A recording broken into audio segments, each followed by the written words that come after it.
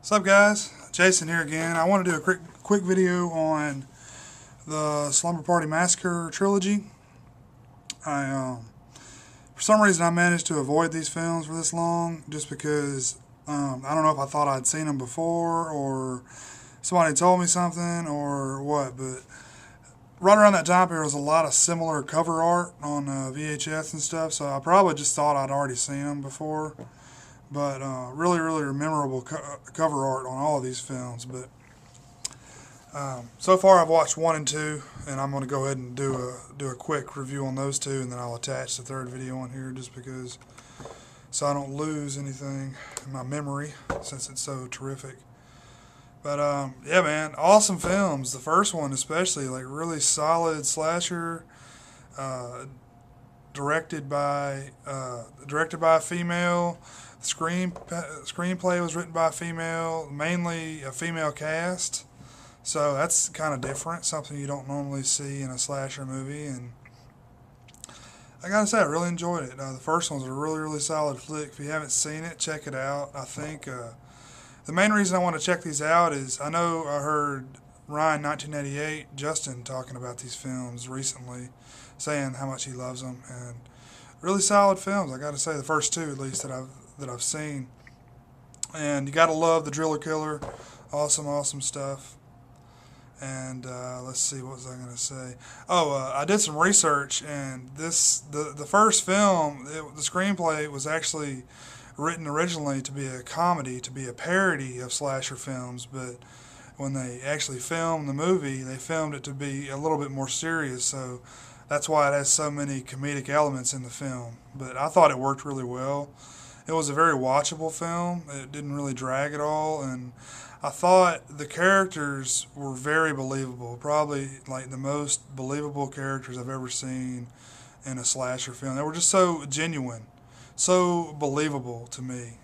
I don't know what it was about it, but really enjoyed that film. I'm definitely going to try to pick it up if I can ever find a DVD release of it. I may just wait. I'm sure it'll get a re-release here sometime soon, because I think it's out of print. If y'all know, let me know. I'm not real sure. I've seen the 2-pack with part 1 and part 2 on there, and I think that is out of print. But let me know if you guys know a place I can pick it up for relatively cheap. I'd love to own it. But on to the second film. I really enjoyed this one too, but kind of in a different way. This was a very odd sequel, I thought. But when I first turned it on, I was kind of doing other things when it was starting up, and I was listening, and I said, man, I recognize that voice. And I said, that's fucking Crystal Bernard. Like, I used to watch Wings all the time. I know it's fucking lame and stupid, but I used to watch the shit out of Wings, like back when I was like 12 or something. And like the channel USA used to show Wings all the time.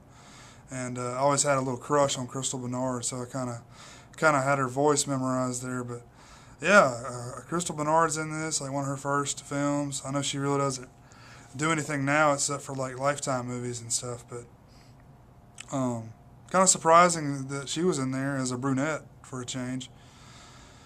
But yeah, it's a very bizarre film. It really, like, there was hardly anything even remotely scary or gory or anything until like almost the end of the movie, and it's kind of odd. Like, the only thing in there at all you saw was her crazy ass dreams that she was having, and just really fucking bizarre. It was really different than the other film because it seems like it was really based around music. Like, there was one point where the chicks were actually watching Rock and Roll High School, and I don't know, I'm sure this was probably released by the same studio or something. That's how they were able to use it in there, but really weird. All the chicks were dancing. It was this whole really bizarre, kind of like somewhat, I don't know, it was very bizarre. They were all kind of taking their clothes off and dancing around and stuff. Really weird. I'm not sure that actually happens in real life, but I've never experienced it.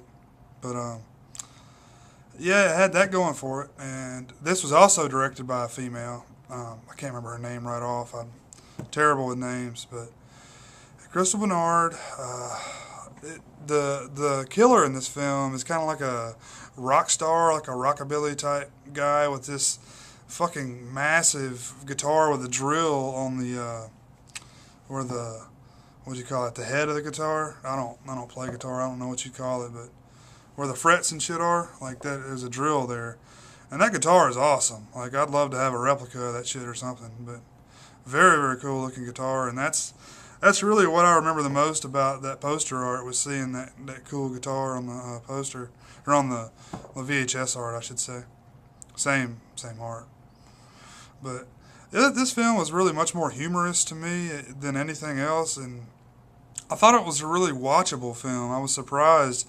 I was like halfway into this thing, and I was like, man, this movie sucks, but I can't stop watching it for some reason. But anyway, I really enjoyed that one as well, and I'm going to get off here, and I'll do the third review for part 3 and attach it on here. So, peace.